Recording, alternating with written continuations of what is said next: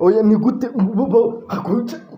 kabatoza barabwira ni gute umuntu afata umugabo ufite saro muri uru Rwanda ni uhe mugabo mwari mwumva ufite saro akamushyira mu izamu agahagararira igihugu njye nkubwiza ukuri nabaho niyo wagenda ukabaza abana bo muri pirimeri tuzakora iki nta muhungu wakubwira ko azashinga wenda reka tureke kuvuga baratwibye umusifuzi yatwibye hakuze ni gute bafata Bakame ari hanze yicaye Bakame ari hanze yicaye umugabo ufite salode kwa umugore ari guhamagara cyane ahora mu mabuno ya Muyango n'amafoto gutekereza Muyango oya birambabaje Muyango yari kumwe ati navuye kurotira kagapurime n'agaketsemo agafiriti shari ngwino twirira agafiriti none se ntiyari yicaye hariya kubasimbura ari kuri chat yari ari kuri chat avuga ati n'ubundi sindi bujyemo ari kuri chat tekereza gushyira kwatekereje imishinga myinshi tuvugisha uko wigeze utekereza umushinga wa saro koko wagize inzozi ubwenge umuhungu wamujyana ikimenyi reka turyorere jya mu bana ba pirimeri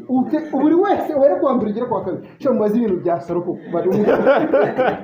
hari umuntu wari wumva ko bazaba abaperezida hari umuntu wari wumva baza kuba kimenyi yitwa rwose yitwa nka Yvette tekereza umugabo tuzabaze na Yvette tumaze Yvette twagize imishinga uri umukobwa warabugize ko oya birambabaje amasumo umuntu yari yagize umuntu ari gutekereza produit arimo aravuga ati nzava hano ntwaye n'igishoro nzava hano ntwaye amaproduwi hari amaproduwi hano arahendutse hari amamashini ahendutse ugatangira kureba utunyogosho tw'abatabata kandi ko uzajyana mu Rwanda ni Kimenyi n'amashami ariko cyane kimenyi ubu umuntu arimo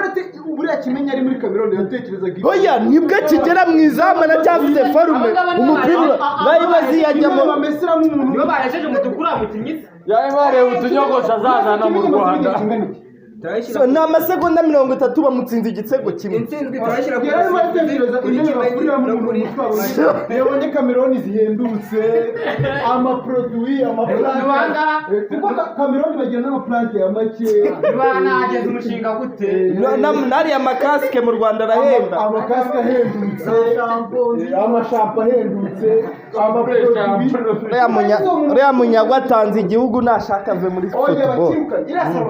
bayifunge buriya abanyarwanda twahita tumanukira kuri iriya sa tukayimenagura